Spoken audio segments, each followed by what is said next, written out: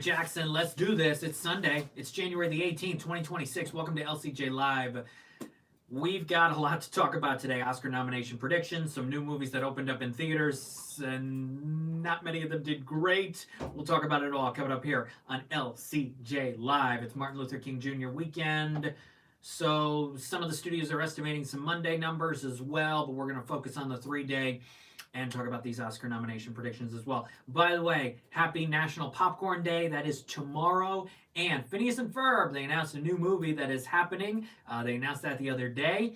So I got the shirt on for that. And the second half of the new season, I believe, is available on Disney+. So a lot to talk about. Thanks for being here on LCJ Live. Send in your questions and your comments. And, of course, coming up, I will give you what I believe the movies, the directors, the animated features, and the actors that I believe will be nominated for Oscars on Thursday.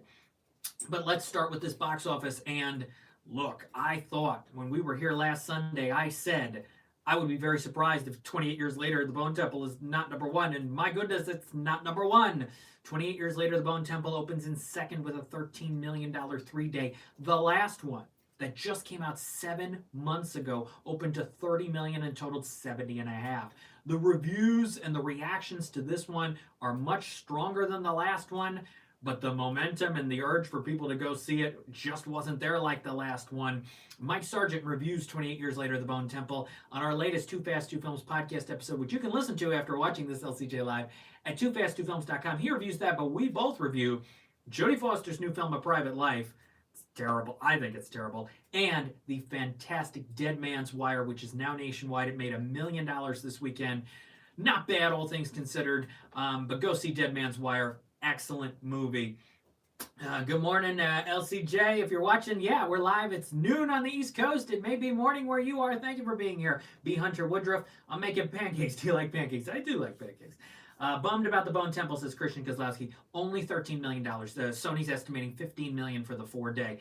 That's not great. It's not. But again, the word of mouth, maybe with a lack-ish of major competition over the next few weeks, maybe this only drops to 7 or 8 million next weekend, or maybe 9 million. And maybe it has legs, but I do not see this getting to 70 million like the last one did just 7 months ago. Great shirt. Thank you. Yes, Phineas and Ferb, new movie announced, and new second half of the season available on Disney+. Kelly's kind of awkward. Heard good things about The Bone Temple.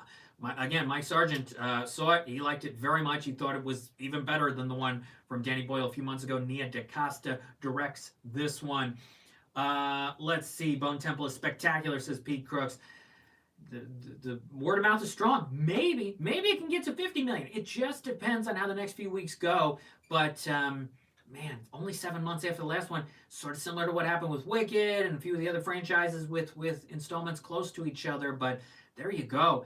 Look, Avatar's number one again. It added 14.4 million. I believe that's the number that I've been seeing from Deadline. Disney didn't put out the official numbers to my knowledge before starting this, but somewhere around 14.4 million. Avatar is somewhere around 360 million domestically, over 1.3-ish billion worldwide.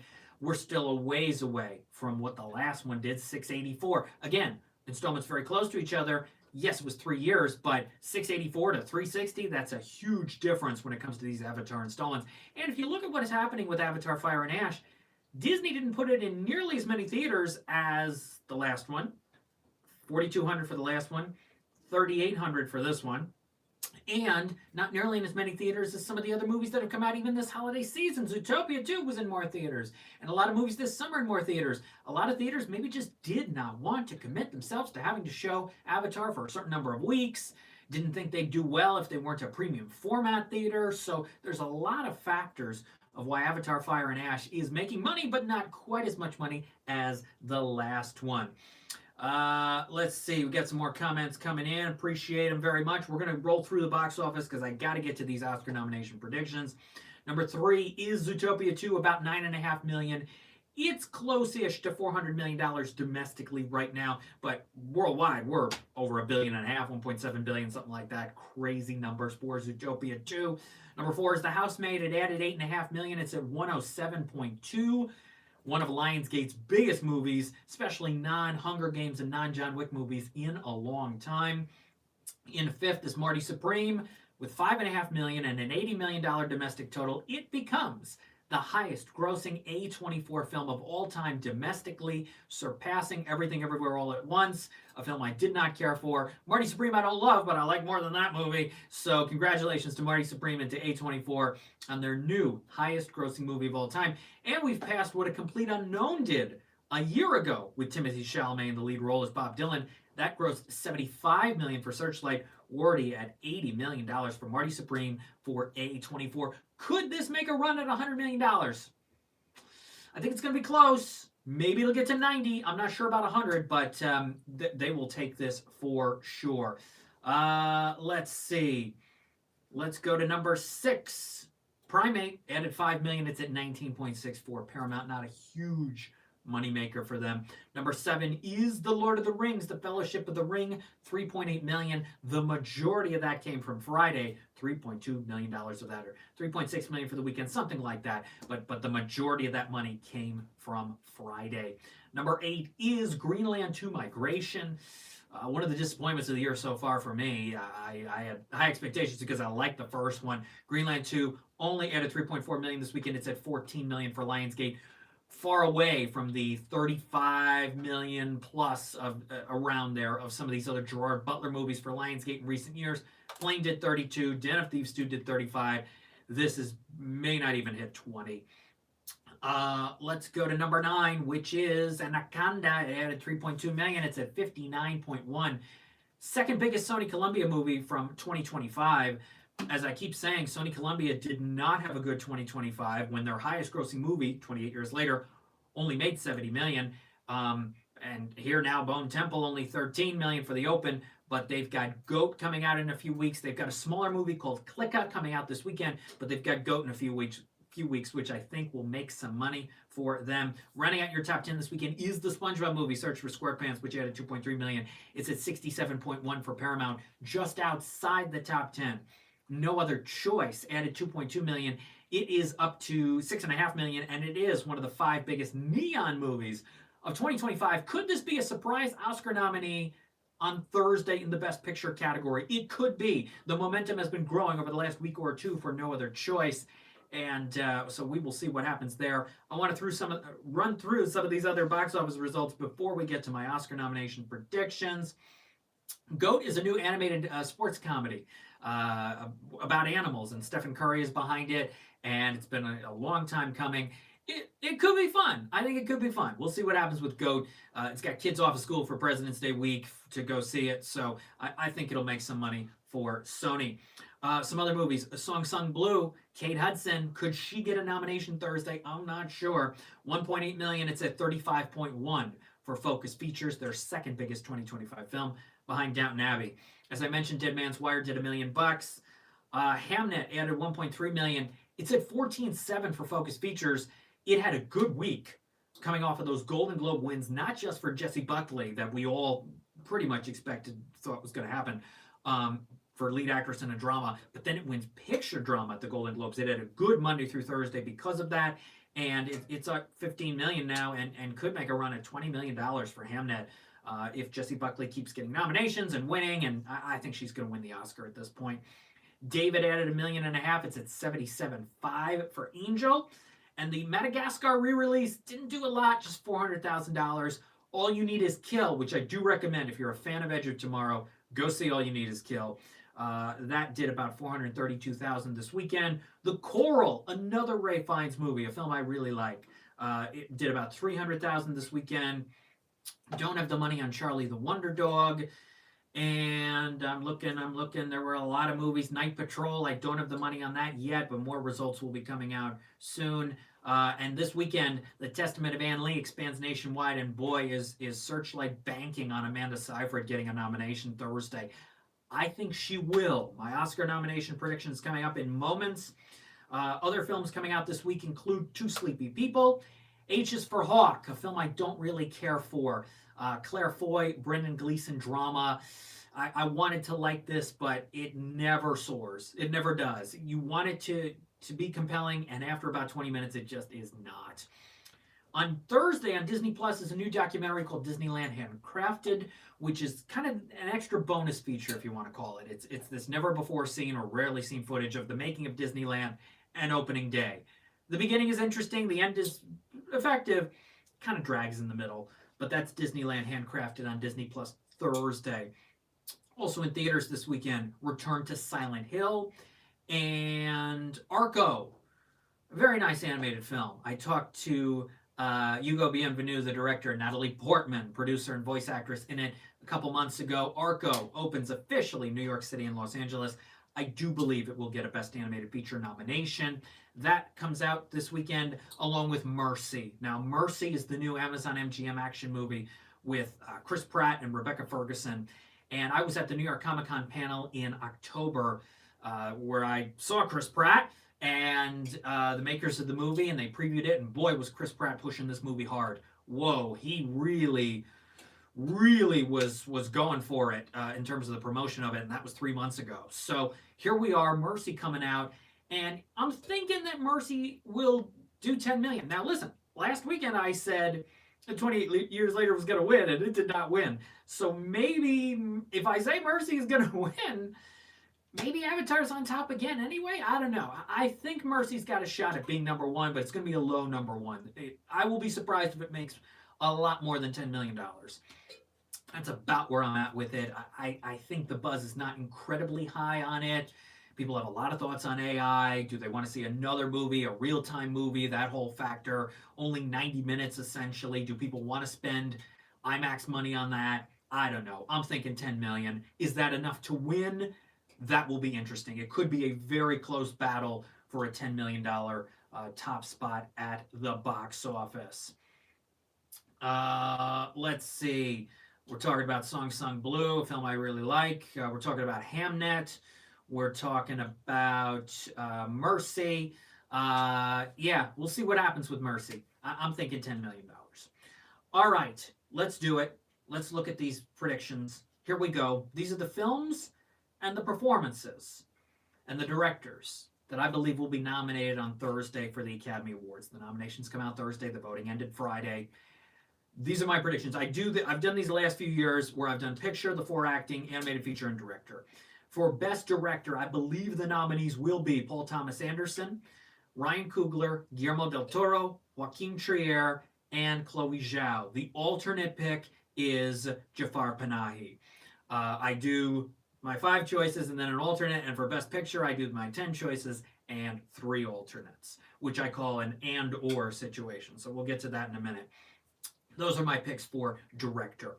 For animated feature, I believe it will be the 5 that have been the most consistent throughout this award season so far. The best animated feature nominees will be Arco, Elio, K-Pop Demon Hunters, Little Amelie or the Character of Rain, and Zootopia 2. My alternate choice would be The Bad Guys 2. If you've been looking at a lot of the craft associations, technical associations, a lot of them have been nominating The Bad Guys 2 over the last 2 weeks. It made the BAFTA long list.